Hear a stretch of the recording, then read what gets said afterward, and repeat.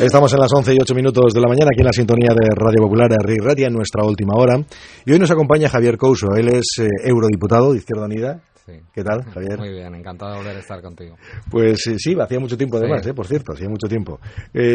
Javier, que ha estado dando una conferencia. Sí, ayer mismo una conferencia pues sobre un tema que es recurrente en política nacional, aunque no parezca, pero que es Venezuela, sí, sobre la situación, porque es un tema además que se trabaja mucho en el Parlamento. Bueno, ya sé que no es lo relevante, no me quiero quedar en la espuma yo, pero hubo incidentes también en la Pues sí, conferencia, ¿no? Sí, la conferencia salió muy bien, estuvo un lleno absoluto y de repente a mitad de mi intervención, pues que como 15 personas insultando, además, intentaron interrumpirla. Pero bueno, yo me callé y se retiraron y pudimos continuar con normalidad. Bueno, con alguna interpretación irían antichavista o no sé. Sí, no, pero sobre todo era, pues más que la palabra, que es lo que se trata, pues eran insultos y entonces nosotros le decíamos, pero espérense al final que va a haber posibilidad de preguntar y debatir, que es lo que se trata, ¿no? Bueno, pues precisamente podemos hablar de ese tema, ¿no? De Venezuela. ¿Por qué razón Venezuela ocupa tanto espacio en los medios de comunicación, en España en general? Pues cuando hay tantos países en el mundo, por cierto, con conflictos incluso mucho más graves que los que tiene, o problemas más graves de los que tiene Venezuela. Pues yo creo que porque juega en política local para desgastar. Es decir, también ha habido, y es mi percepción desde el principio, un intento de demonización absoluta. De hecho, Alberto Garzón, por ejemplo, cuenta siempre, ¿no? Pregúntale, realmente salió de José Sarrión, que es un parlamentario de Izquierda Unida, Salamanca, que es profesor en la universidad, entonces él hacía muchas veces: ¿conocéis al presidente de Venezuela? Sí, no sé qué, y es muy malo y tal. ¿Conocéis al presidente de Portugal? Ninguno de sus alumnos o alumnas conocía quién era el presidente de Portugal. Entonces ha habido un trabajo de sistemático de demonización, que podemos discutir, habrá cosas buenas y cosas malas, pero aquí era todo malo, ¿no? Y de hecho, en el golpe de Estado de 2002, que incluso el ex ministro Moratinos nos contó quién estaba implicado, por desgracia, en nuestro país, hubo algunos medios que incluso hicieron unos editoriales que luego al día siguiente tuvieron que agacharse con la cabeza baja, porque apoyar un golpe de Estado militar es algo bastante malo. Entonces yo creo que se utiliza sobre todo ya colocada esa visión negativa, sistemática, además, que todos los males pasan por allí, pues para debilitar a determinados partidos, pues que anteriormente algunos de ellos habían ejercido su profesión como sociólogos o politólogos, pues en Venezuela, en Ecuador, incluso en Perú, etcétera, etcétera. Por eso es malo que se traiga a lo local algo que debería ser, cuando tú muy bien lo has dicho, los problemas en América Latina son terribles y no es el más terrible de Venezuela, porque yo trabajo en el tema, soy vicepresidente de la Comisión de Asuntos Exteriores y, por ejemplo, México, Colombia, podríamos hablar largo y tendido. Sí, porque es curioso, ¿no? Un país, se habla de la violencia en Venezuela, que no se discute, yo creo que violencia existe y mucha además, ¿no? Lo que pasa que también es cierto que hay una confrontación política en las calles y eso altera la percepción, pero cuando hablamos de violencia, países como México que queda y pasan de puntillas, cuando es la sensación que se tiene, o al menos que se debería tener, es de máxima preocupación. Según los estudios internacionales, Venezuela no es el país más violento del mundo, y eso no quiere decir que a mí me duela en cualquier muerte, incluso la vida cotidiana cuando la delincuencia ataca, que en toda América Latina, ¿no? El país más violento del mundo actualmente, que es Honduras, y además agravado después de un golpe de Estado que no criticaron tanto, por no hablar de México, con cerca de 40.000 desaparecidos, en los últimos 8 años 26.000 en eso que se llamó contra la guerra del narcotráfico, periodistas asesinados sistemáticamente. Colombia es terrible, yo estuve hace poco en una misión de verificación de derechos humanos también relacionada con los acuerdos de paz, y ya iban 140 defensores de los derechos humanos, sindicalistas asesinados, a pesar de haber un proceso de paz. 60 niños, yo siempre lo cuento, porque me quedé impresionado, muertos este año por desnutrición en la provincia de Catatumbo, en Colombia, tampoco se habla de ello. Entonces me parece que está sobredimensionado. Y en el propio Parlamento también, desde 2007 a 2017 ha habido 10 resoluciones exclusivamente sobre Venezuela, 2 que atañían a derechos humanos, que señalaban también a Venezuela, y lo comparas con México o Colombia, con estos casos tan terribles, y no son las mismas. Puede haber 1 o 2 de México, ha habido 2 o 3 de Colombia, o sea que hay un intento sistemático de alterar, es mi opinión, algo que han decidido los venezolanos y las venezolanas a lo largo de 20 elecciones, que además 2 de ellas las perdió el gobierno, tanto la reforma constitucional que propuso Hugo Chávez al principio como las últimas elecciones legislativas que gobierna la oposición, y que no hay un problema con esa Asamblea Nacional por haber ganado esas elecciones, hay un problema porque hubo en el estado de Amazonas, que eso nunca se cuenta y hay que contarlo, 3 diputados que están acusados de fraude de voto, entre ellos uno del Partido Socialista Unificado de Venezuela. Entonces el Tribunal Supremo dice no pueden juramentar estos diputados, tienen que repetir las elecciones, y esa Asamblea se niega. Hay que explicar a la gente que no es un sistema igual al nuestro, es un sistema como Estados Unidos, es decir, al presidente se le elige por voto directo, no por voto delegado como nosotros, que son los parlamentarios y las parlamentarias quienes eligen al presidente. Y esa Asamblea, que es uno de los 5 poderes, la Constitución tiene 5 poderes, la Constitución venezolana, diferente a los 3 poderes nuestros, la Asamblea Nacional no está por encima de la presidencial, y desde el principio se dedicaron decían, en 6 meses sacamos a Maduro. La Constitución no prevé un adelanto electoral presidencial, no hay mecanismos, ¿no? Entonces, porque si dimite el presidente va el vicepresidente, es una Constitución que además se votó.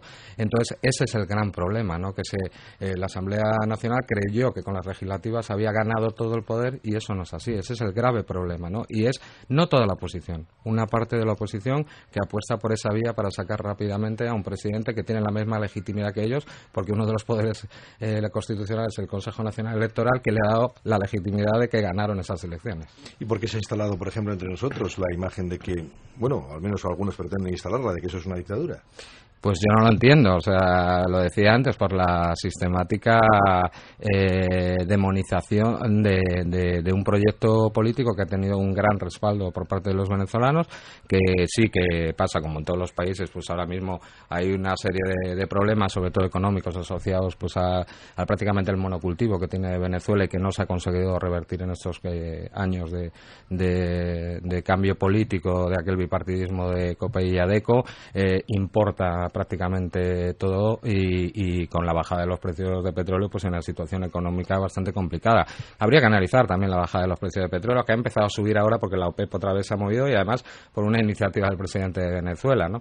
Pero claro, tú cuando tienes un presupuesto a 120 el barril y te vas a 20, pues lo tienes complicado, y sobre todo cuando destinas, que es lo importante que ha hecho, las buenas cosas que se ha hecho en Venezuela, cuando destinas pues a sacar de la extrema pobreza. Cuando llega Chávez había el 60% de la población en pobreza. Incluso la ONU reconoce que ha sido había 27% de extrema pobreza y se ha reducido prácticamente al 7%, y últimamente algunas cifras decían también al 3%, o sea, la máxima reducción en el mundo de extrema pobreza, que es lo más difícil. Todos esos recursos se destinan a eso, pues claro, hay problemas complicados, y por eso se está aprovechando pues para intentar cambiar. Pero ¿cómo se deben de cambiar las cosas? Por elecciones. Si todas las elecciones se han hecho, si ellos mismos han reconocido, hay gobernaciones, hay ayuntamientos que gobiernan a la oposición, ellos reconocen la legitimidad. Yo fui acompañante electoral en las elecciones de 2015, las legislativas, y era curioso porque hasta un minuto antes de que dieron los resultados, esas elecciones eran con fraude. Iba a haber fraude, el señor de la OEA Almagro decía que eso era intolerable, y cuando ganó la oposición ya eran unas elecciones legítimas. Es curioso. Bueno, es curioso, y sí que es cierto que ocurren también otras circunstancias, ¿no?, alrededor, ¿no? Porque ahora hay un momento de tensión en las calles enorme, muy grave, ¿no? Muy grave. Sí. ¿Y eso qué solución va a tener? Porque no es fácil, ¿eh? Pues nosotros lo que hemos intentado desde el trabajo parlamentario, por lo menos los parlamentarios y parlamentarias de Izquierda Unida, es acompañar el diálogo. Y un diálogo, además, también hablando de la demonización del presidente de Venezuela, que pidió el presidente de Venezuela. El presidente de Venezuela también es un gran desconocido, es una persona mediadora que viene del sindicalismo y que siempre intenta, a pesar de que aquí a veces, que yo he trabajado en televisión, sé cómo se editan las cosas y se pueden convertir, buscar la payasada. A mí que me dejen unas horas de grabación de cualquier persona, que les puedo montar algo que lo deje por debajo del suelo, ¿no? Entonces, él, al contrario, cuando vio pues este desacato de la Asamblea, él llamó a la oposición pues a sentarse, a dialogar, a ver cómo podían hacer, por lo menos hasta llegar a las elecciones de 2018. Y se pidió la mediación de UNASUR. UNASUR, el presidente Samper, pidió ayuda a varios expresidentes, entre los cuales está el expresidente Zapatero, que yo no sé mi cuerda política, evidentemente, pero ha hecho una labor fundamental, a la cual se ha añadido luego el Vaticano. El problema es que una parte de esa oposición no contempla ese diálogo, y tiene algo que a mí me da muchísimo miedo, que es la negación del otro. y lo estoy comparando a los momentos de preguerra de la Segunda Guerra Mundial. El chavismo es una realidad cultural, sociológica y política en Venezuela que no se va a ir. De hecho, es el primer partido en votos. Tiene 5 millones, según la última foto real que fueron las legislativas, 5.600.000 votos. En cambio, la MUD, que es la oposición, es un conglomerado de 14 partidos que tuvo casi 7 millones de votos, sobre todo mucho en los análisis que se dan por la abstención de parte del chavismo, ¿no? Entonces, hay parte de esa oposición que niega al otro y que quiere echarlo fuera. Se ha llegado incluso a hacer mensajes de dirigentes pertenecientes al partido de Leopoldo López o de María Corina Machado de ir a por los chavistas, de hay que echarlos, o sea, con un clima de odio terrible. Ya ha habido 3 linchamientos, una persona negra en la Plaza Altamira, que es como si fuera en el centro de Bilbao, quemado vivo y acuchillado 6 veces por parecer chavista, ¿no? Entonces ese es el grave problema, que hay una parte de la oposición que niega al otro. La única solución es ese diálogo. Incluso el Papa ha sido muy duro con esa parte de la oposición que no está unida, porque hay parte de la oposición que se sigue reuniendo, que incluso se han logrado algunas excarcelaciones en el marco del diálogo en el año pasado, pero que han abandonado ahora mismo todo diálogo y lo que se han lanzado es a la calle. Hay una violencia terrible en la calle que aquí nos está contando, o sea, con empleo de bombas caseras, bazocas artesanales, se han quemado centros de salud. Yo tengo contabilizado, porque yo sigo, y además no solo por lo que dicen unos, ¿no? He hecho un cómputo. Hay 7 personas que han sido asesinadas por la fuerza de seguridad. Yo tengo aquí los datos, ya hay 29 efectivos de la policía detenidos o solicitados, pero los demás muertos son por barricadas, por saqueos, riña entre manifestantes, 17 personas que no participaron en las manifestaciones, 3 policías asesinados, 50 heridos de bala. O sea, es decir, hay una parte de la oposición que se ha ido por la vía insurreccional de terrorismo callejero, y eso es gravísimo. La única solución, llegar al diálogo. Hay una ruta electoral ya que se ha hecho, la constituyente, que además lo habilita la Constitución, y pueden incluso ganarla. Incluso ya los 2 partidos tradicionales parece que van a participar. Hay unas elecciones regionales en diciembre y las presidenciales en 19. Que vayan al marco constitucional, al marco democrático, no pasa nada. ¿Hay presos políticos en Venezuela? Yo no lo creo, porque en Venezuela existen 100 partidos políticos, hay medios de comunicación, la mayoría además no son partidarios del gobierno, y que yo sepa, y lo he seguido, no hay detenciones por opiniones políticas. Lo que sí hay es políticos que han participado o en el alentamiento de la violencia callejera. El señor Leopoldo López, por ejemplo, llamó a la protesta no pacífica en las calles, desconociendo el triunfo electoral del presidente Maduro, primero en la Rechera, 11 muertos, y después en las llamadas guarimbas, que hubo 43 muertos. Y, por ejemplo, Ledesma, el alcalde, participó en la operación Jericó. Yo he oído los audios, también los he oído Samper, que fue el que me dijo, el presidente de UNASUR, que iban a bombardear con aviones tucanos el Palacio Presidencial y Telesur. O sea, entonces, ¿cómo esto se puede solucionar? O sea, yo creo que hay Estado de Derecho en Venezuela, puede haber sus problemas, también los tenemos aquí cuando criticamos la designación de determinados. Ha habido incluso problemas entre poderes que se han resuelto según el artículo 323, es decir, el Consejo de Seguridad de la Nación, de Defensa de la Nación, en el cual se han convocado todos los poderes, aunque la oposición, o sea, el presidente del Parlamento de la Asamblea en aquel momento no fue. Y yo creo que se podría hacer, pero tiene que haber primero, ya está montada una comisión de la verdad, porque yo me he reunido con familiares de las víctimas de las guarimbas. Una madre que perdió a su hijo guardia nacional, que iba desarmado, porque hay que contar que los policías en Venezuela en las manifestaciones van desarmados, sin pistolas, solo tienen botes de humo, no llevan incluso pelotas de goma. Estaban quemando una gasolinera y lo mató un guarimbero de estos que protestaba. Una persona que perdió un brazo porque llevaba un camión de medicinas, lo acusaban de castrotravista y le lanzaron C4, que es un explosivo militar. O sea, esa gente también tiene que tener justicia. Entonces, en el marco de un perdón se puede hacer de justicia y reparación, pero tiene que haber justicia, tiene que reparación, y tiene que haber garantía de no repetición, porque hay determinados personajes que ya participaron en el golpe de 2002 y fueron amnistiados por el presidente Chávez en 2007, ¿no? Bueno, la situación es, la verdad es que muy complicada, ¿no? Sí. Lo que pasa que visto desde aquí, en muchas ocasiones nos pierde porque nos falta la información. Ajá, la información es de parte. Sí, yo estoy muy asustado y siempre hablo que que en este país, porque yo he trabajado en los medios, tenemos grandes periodistas y tenemos un grave problema, yo creo, últimamente de un periodismo demasiado politizado y de parte, ¿no? Tanto en esta situación como en la situación, por ejemplo, de guerra, la guerra de Siria o los temas de Libia, no se han contado con una ecuanimidad que a mí me gustaría, por lo menos, saber todas las fuentes y poder ver lo que opinan unos y otros y hacerme una formación, ¿no? Y esa imagen, por ejemplo, que se traslada de un gobierno de Maduro que prácticamente es insostenible, pues es que tiene abandonada la población, etcétera. Pues eso no es cierto, porque hay graves problemas, pero por ejemplo la distribución de alimentos básicos llega ya a 6 millones de personas en un momento. No hay ese intento, que además me recuerda mucho a la desestabilización en Libia, en Siria, con todo lo que lleve de emergencia humanitaria. O sea, la emergencia humanitaria, tal como define, la única que la puede definir, que es las Naciones Unidas, tiene que ver con momentos de guerra o de catástrofes naturales en las cuales se desploma todo el sistema de abastecimiento, y eso no pasa en Venezuela. Claro que hay problemas, pero claro que hay disponibilidad, porque yo he asistido en Europa y he facilitado incluso conversaciones entre autoridades de Venezuela intentando ser un poco de mediador, y no hay ningún problema incluso en hablar de intercambios para paliar esa situación, pero respetando la soberanía y el orden constitucional de Venezuela. Lo que no puede pedir la Unión Europea es unas elecciones generales anticipadas que no existen en la Constitución.